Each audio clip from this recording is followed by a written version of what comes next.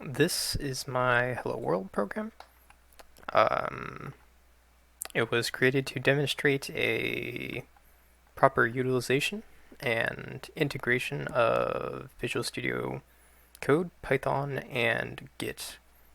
Um, the actual function here is very simple. You probably know it. Prints Hello World. Um, so in the folder here, we have our actual function, or our actual code.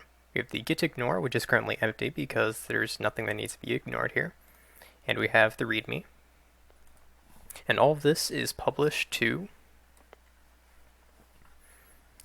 the repository here. The readme is, as you can see, giving you basic information.